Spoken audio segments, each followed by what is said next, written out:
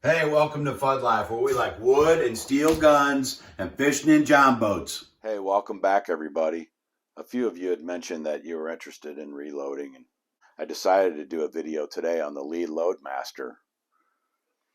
It's an entry-level press, and it receives a lot of bashing on YouTube. There's numerous videos on it. If you're interested in getting one of these, watch those videos first. It's several $100s less than the nearest press, like a Dillon or an RCBS Hornady. They all make a progressive style press. This one about $400. You can get one of these, and you'll have to add some goodies to it. But I bought this used from a good friend of mine, and I've been using it for about 5 years, and it has its quirks, its problems, but at the end of the day, I'm able to make good ammunition, accurate, plenty good. To start out, you lube the shell cases with this is Dillon DCL case lube. It's an alcohol based formula, and you shake the crap out of it, shake the bejeebers out of it, spray it on the cases, mix them up, get it spread around. You got to knock them on the floor too. That helps. Not a good reloading session without at least 24 cases on the floor. So stir that stuff all in.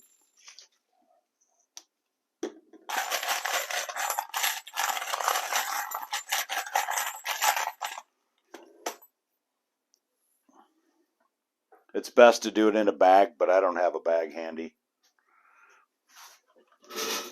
So you let it dry for a few minutes. Makes the bullets slip in and out of the dies. A lot of guys don't use it on progressive presses, on pistol cases, that is.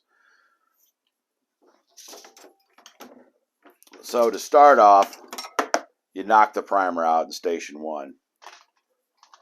And you add another shell. Station 2 puts the new primer in. Oop. Station 3. That's what happens when you got the wrong shell case, mother. Okay, here's what happened.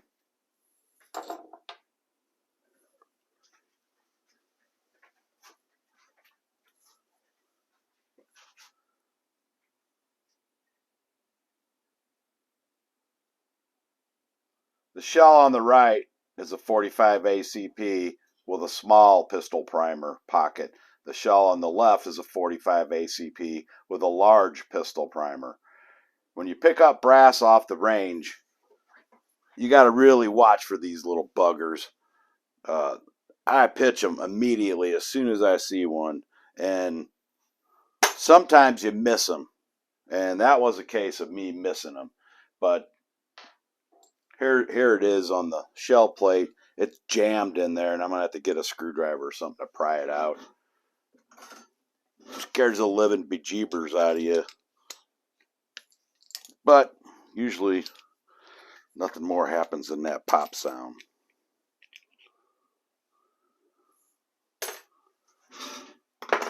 That's no fault of the press. That's the operator error, because I didn't look at the shell case before I put it in the press.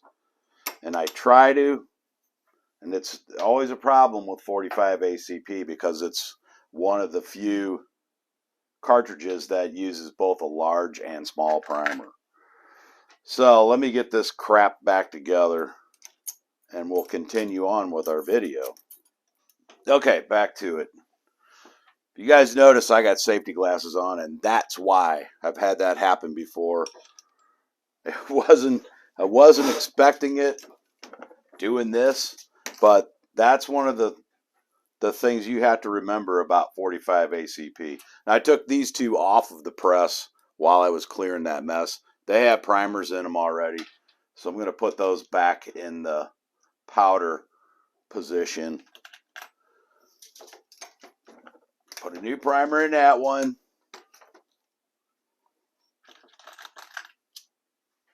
Check the shell case for the right size primer. Make sure you put the bullet on. Kind of got me flustered. I'll put the second one that had a primer in it already back in the powder position. So you guys are just getting to see the pitfalls of reloading. You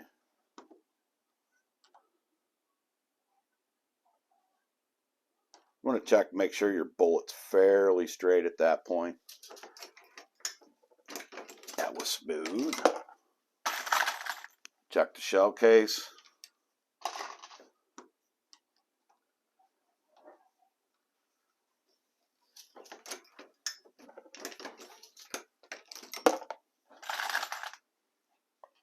There's another one of them. That's the small primer. That would have went boom again. Throw that in the scrap pile.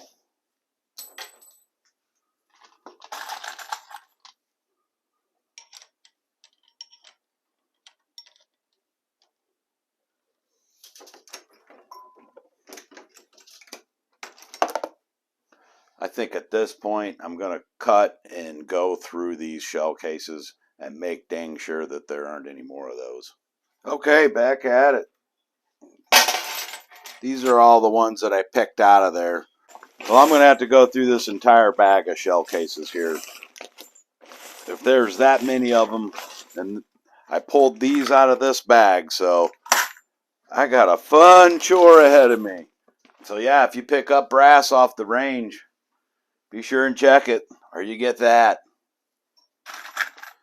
Okay, I don't even remember what the hell I was going to say. So the press gets a lot of knocks on YouTube. A lot of the parts are plastic. They break. But one thing I've noticed is that anytime I order a part, I get it for free from Lee. They're real good. You got to pay the shipping, but the parts are free. Unless you order more than one. You know, if they think you're buying a replacement for a wore out part or a broken part, they typically send it for free. But the press comes with a shell feeder setup that I don't use. It gets in the way when you have stoppages, or periodically you have to clean the shell plate of powder, and all that stuff gets in the way. They make a bullet feeder for it. I don't use any of that. This is plenty fast enough for me, and I'm able to check for things like that exploding shell case and fix it, you know, without having to disassemble a bunch of stuff. So this is the speed I usually go. I check the powder in every one. Make sure each shell case is full right here.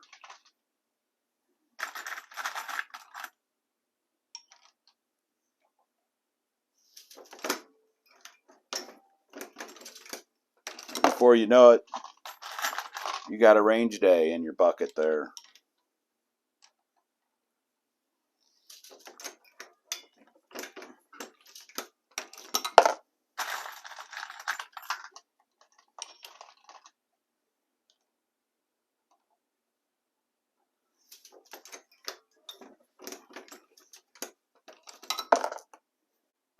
So here's a view of the other side.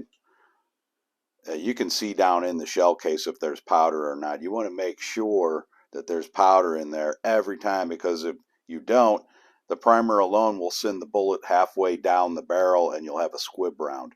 So in an automatic pistol, you'll shoot that one. Oh, what was that? You shoot again, you blow your barrel up. So make dang sure that there's powder in every one of them. So that's why I sit right here and I set the press up fairly low, or actually I set this up when I built this so that I could stand and look down in the shell.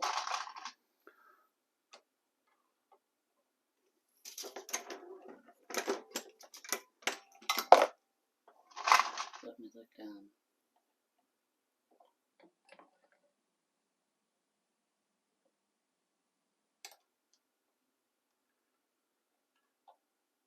Again, you want to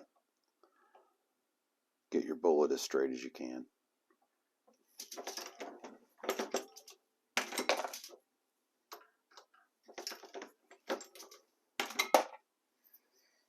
Okay, just some close-ups of the stuff. The powder measure has an on and off. You can turn this to the off position so that there's a valve in there that keeps the powder from flowing out if you're going to work on it.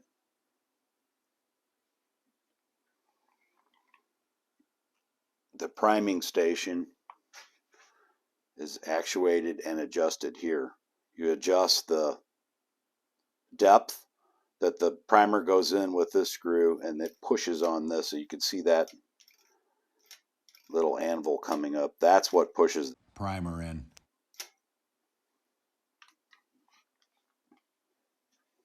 Then around to this side, this is the ejector, pushes the shell out, and then there's the finished rounds. So when the shell is in this station, you come up, the die here bells the shell to accept the bullet, and then that lever right there hooked to the chain dumps or pushes forward and lets the powder out of that hole. That's the metering hole.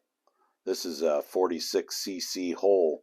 46 cc's is right at 6.1 grains of powder. 6.1 grains. Let's check for powder. See the powder in there? 6.1 grains is I'd say a medium load for the range. I used to load a lighter load, but then some of my pistols don't like it. They won't eject the shells, so I had to go to 6.1, which is still a fairly light load. It lets you know you're shooting a 45, but it's not brutal. Okay, so the powder we're using today is Hodgdon CFE pistol. I use this for all of my pistol loads. It's easy for me to keep track of one powder, and it does a good job with everything. Also, a note, also something to keep in mind is on your bench, don't have any other powders out except the one you're using, because you don't want to mix this stuff. You put rifle powder in one of these things, and you're gonna have a catastrophic failure, and that's the most important safety rule I can stress, is to have the powder you're using on your table and nothing else. This shield here is a safety feature too, for just what happened to me earlier. It keeps debris from a exploding primer from raining down on your primers here. Okay, so it has a quick change die block on top, and to change calibers, you just take this dude off of here. Take your powder measure off, or pull this out.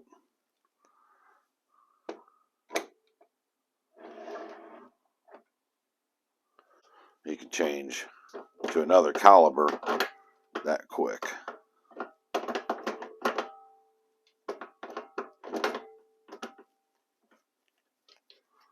So this one's 9mm, and you change this disc here, the shell plate. Then in the case for this case, you would change this piece too. This is the primers. You would put the small, this is the large primer feeder, and you would put the small primer feeder in. Pull that off. Swing that out of the way. And this whole assembly comes right out. And you would put the other one that you'd like to use in there. Okay, to change primers, you pull this piece off. Primer feed. Switch it to open. Open that guy up. Take your primers. This over. Slide the primers out. You're not supposed to flip the box around like that. Then you shake this dude. There's ridges on the back that help flip the primers over. Once they're all facing up, close the lid, push the lever to lock, and then reinstall it on the press. So this powder measure is pretty accurate. It's good with to a 1/10 of a grain, usually every time. Once you get it set up, it's pretty foolproof with that. With those with the holes that measure in cc's. So periodically, you got to check the powder weight. I'm going to show you how you do that. This little scale here, you turn it on with the pan on it, and it automatically tears the pan weight. So you take your shell case, dump the powder out.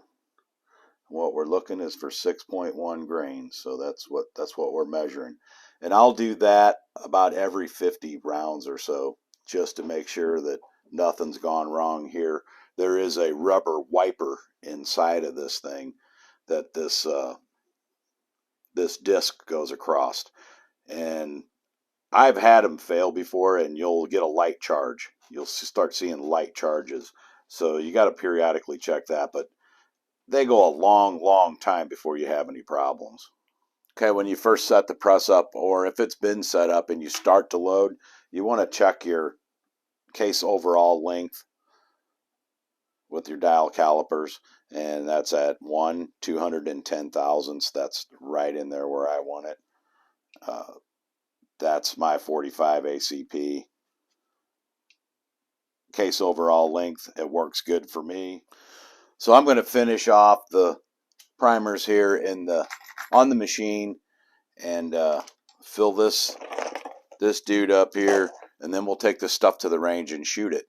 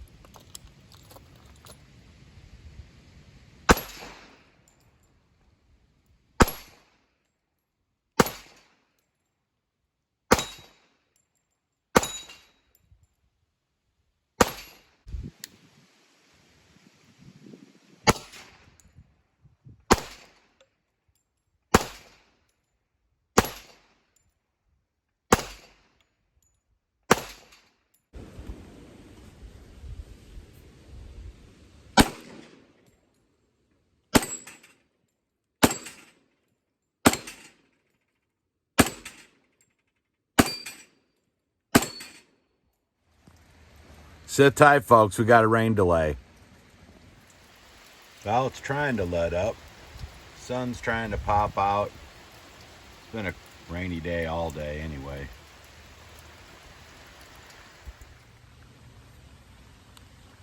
If you like the content in today's video, please subscribe. Thanks for watching.